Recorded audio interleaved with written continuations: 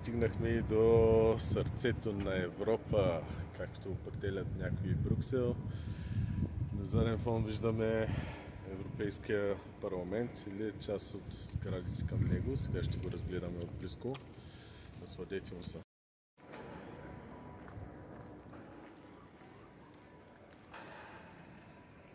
Ето ги знамената на европейски страни членки.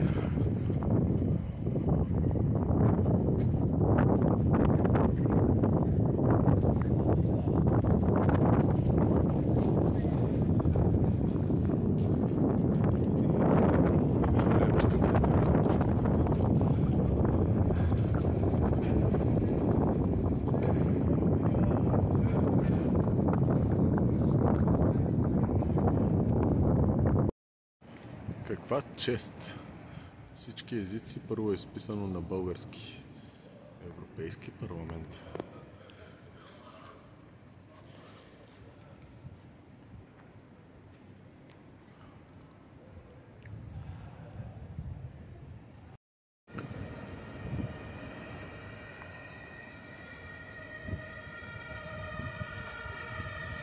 Не съм много политически настроен, но нека да видим какво ще ни кажат в InfoHub. Центъра за информация. Може да си направите онлайн регистрация и да го посетите. Хората са учтиви. Атмосферата е хубава. Така че който желае, нека да го направи. Безплатно е.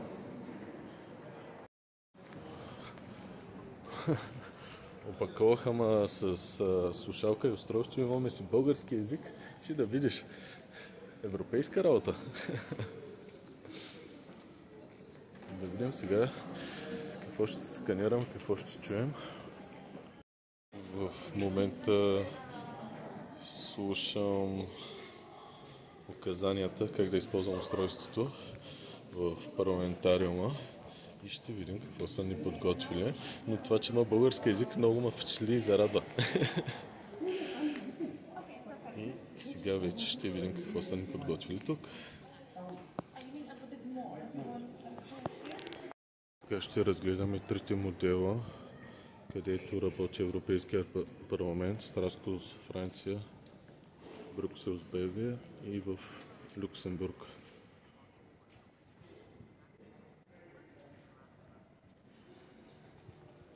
Тук се работи върху европейското законодателство, което се прилага във всички европейски членки.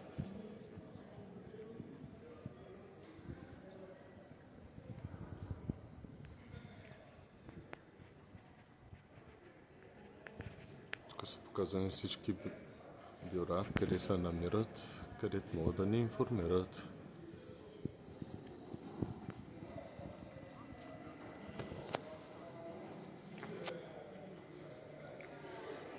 Примерно ще разгледам за Страсбург. Това е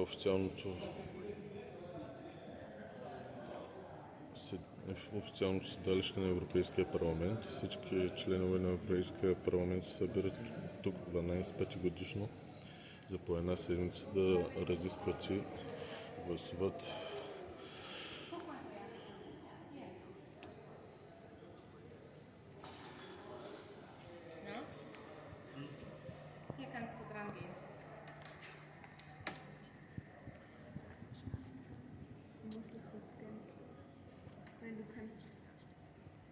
В тази зала се показват различни събития, които са се случили. Повечето са на разни бедствия. Примерно, ето тази през 1918 година, в края на Първата световна война, Финландия е изправена пред друга значима катастрофа, Финландската гражданска война, която води до сериозен недостиг на храна. 20 000 деца остават сираци. В тези дни кухните за бедните предоставят само основни хранителни продукти. По същия начин се разглеждат в Италия събития значими, в Латвия.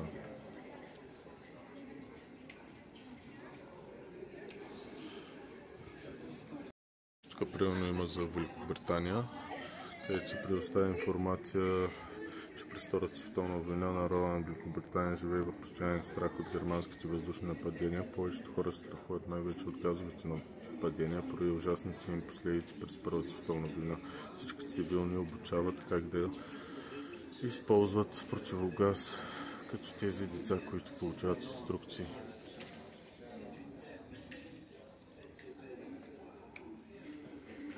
И има най-различни събития, от които може да се обогатим по история. В следващата зала ни се дава най-различна информация.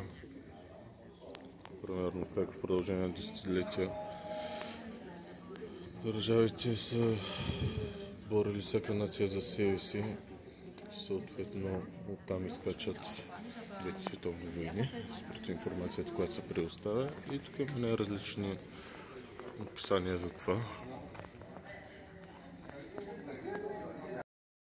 Във втората зала ни се дава информация как в продължение на десетилетия държавите са борили сами за себе си, благодарение на което се е достигнало до световните войни, понеже всеки да защити своя интерес, някакъв път се е стигал до сблъсък.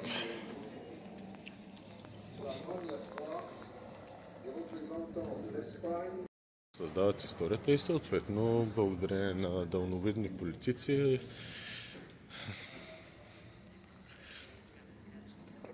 трябва да се обединят нациите и съответно да не насочват оръдия един към друг, а да седнат на масата за преговори в името на консенсуса и сътрудничество и така да се разберат по мирен начин. Тук ни се показват фигури, където ни се показва на модела, че държавите членки имат различна квота за Европейския парламент, където цифрата варира от 5 почти до 100, според зависи от числеността на държавата.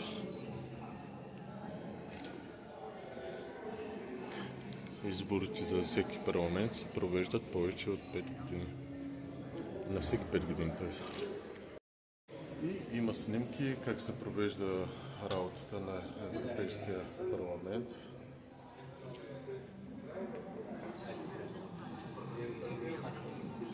Както и истории на дадените политици. Тук не се дава шанса според държавите членки кой е в Европейския парламент и колко избрани членове имаме на Европейския парламент, като натиснах България, съответно ни дадоха 17.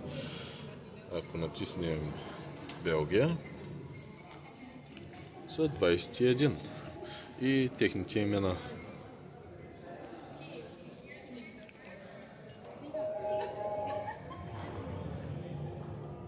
Я да се върнем пак на България.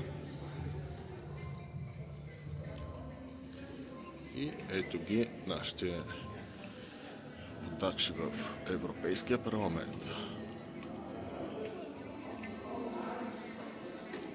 И така в различните зали се предоставя различна информация за билото участниците в Европейския съюз, билото по какъв начин действа той, с какви дейности се занимава и какви европейски събития ще се случили. Сега примерно ще видим една от по-големите зали какво ни предоставя като информация.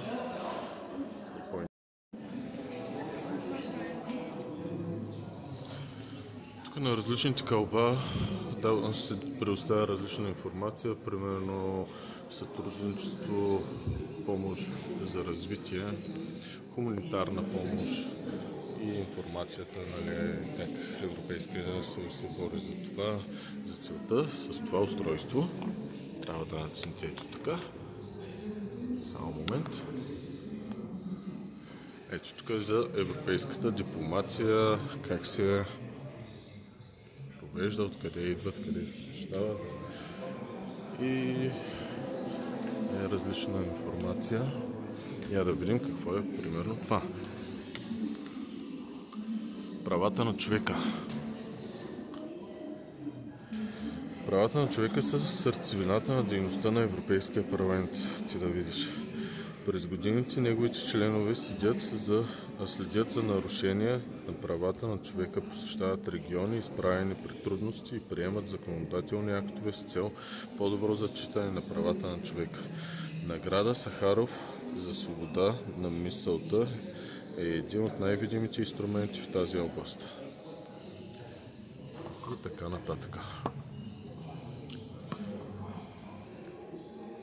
За любителите на политиката тук може да се намери доста интересна информация. Не са отдели повече време. Аз отивам да заседавам в Европейския съюз. Шегувам се. Честно казвам, не се ангажира с това. Но сега ще видя какво се случва. Просто искам да се намеря едно по-отдалечено място. Will the committee's amendments survive the next level of debate? We will find out when everyone comes Ето тук together начало in the plenary. сядаме да заседаваме. In the plenary, the committee's report. Седнеш на стола и съответно се запознаваш още повече с европейската работа. Чувстваш се вече един от членовете на парламента. Joining forces with other political groups to gain a majority for their position in the plenary. The Council and Commission are also present to state their positions. Съвета и комисията също присъстват, за да While зададат the Commission своите. defends their original proposal, the Council represents the interests of the national governments. И се предоставя най-различна информация за това, което се говори в момента. With the debate in the plenary chamber coming, group leaders work hard to bring together various national interests and reach a common position on the amendments put forward so far. Добре е създадено. Най-вече, че има достъп за всички. Тоест, дори на български език, човек може да отиде повече. It's late in the evening when the groups finally draw up the voting list for their members. The voting list indicates the group's position on each item, but the last word hasn't yet been spoken. Each group tries to build coalitions with others to reach a majority for its own amendments, with the final deadline steadily approaching.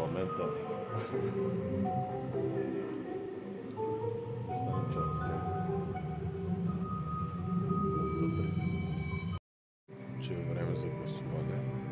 This is the moment. After considering so many opinions, viewpoints and interests, the plenary vote will determine Parliament's official position. Гласуването в пленарната зала ще обяви резултатите. И по този начин стана гласуването. Hundreds of individual amendments are put to the vote, and no single member can keep full track of them all. Therefore, one member of each group guides their fellow group members with hand signals. Обяснях как водачите на групите дават сигнали After voting кой on как да numerous гласува. amendments, the final vote Някой on да the не се обърка proposal все as a пак. whole is taken electronically. The results will show whether negotiations have ultimately been successful and if the proposal will achieve a majority. Вдъхновяващо. Начинът, по който са го направили. Значи аз не съм голяма фен на политиката, моята битка е друга. Това беше края.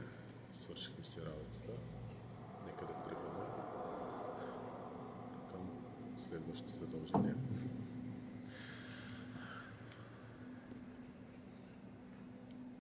Тук ни се предоставя информация за различните учени, хора с какво се занимават. Интересното е, че в момента, в който докоснах устройството, веднага ми се даде този екран и нали мога да се запозная Примерно този господин иска да диша по-чист въздух в Гърция.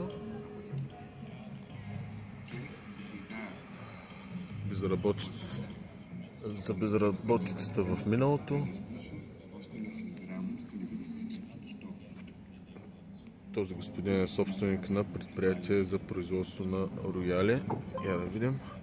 И когато го активираме, съответно може да се запознаем малко повече с историята. Хубаво е, че направено, нали, с български субтитри, добре предоставена информация. Хората, които се вълнуват и искат да се запознаят с повече неща. Това е една от другите зали. Какво ни дава тя. Атмосферата е приятна. Ако човек нещо не разбира, иска, може да попита, хората са отзивчени. Добре са го направили, човек да се почувства част от Европарламента.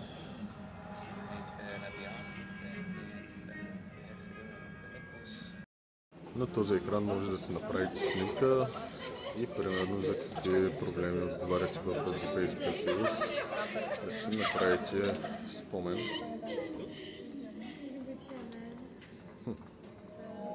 Интересно.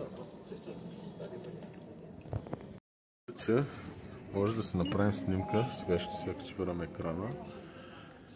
Трябва да сте на 18 години или повече. Пуснете екрана, за да потвърдите, че сте повече на 18 години. Поделете следващите стъпки, следвайте следващите стъпки, за да споделите своята снимка.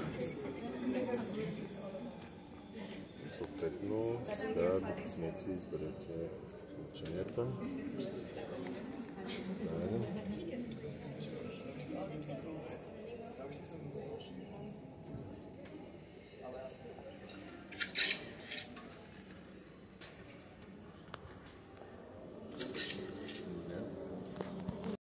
Като си направите снимка, после може да изберете за какво се борите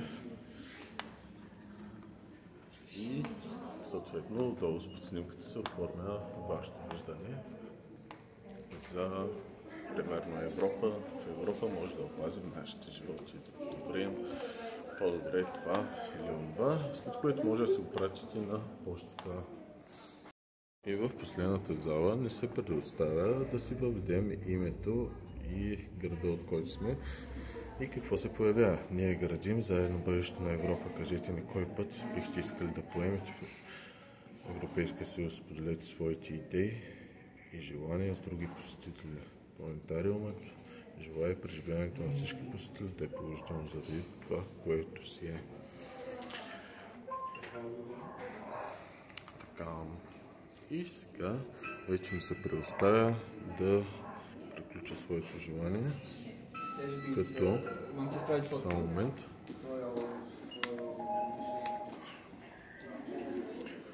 Може да напишем даден въпрос или нещо друго. И съответно може да изпратиш своето послание, да избереш в какъв цвят да бъде. И нека да е жълто. Пуснете нагоре, за да публикувате своето съобщение на стената. И моето съобщение отива на стената. Предавах си устройството, с това завърши нашата обиколка на парламентариума. Чакайте, я седна малко да се почина, че тежка беше работата в парламента. Интересно е, хубаво е, особено за хората, които се вълнуват от политика, но и да се докоснат. За мен беше вълнуващо просто да вляза в една от сградите на Европейския парламент. Има много информация. Това, че предоставяне на всички езици е напълно безплатно, е чудесно. За целта просто трябва да стигнете до Брюксел.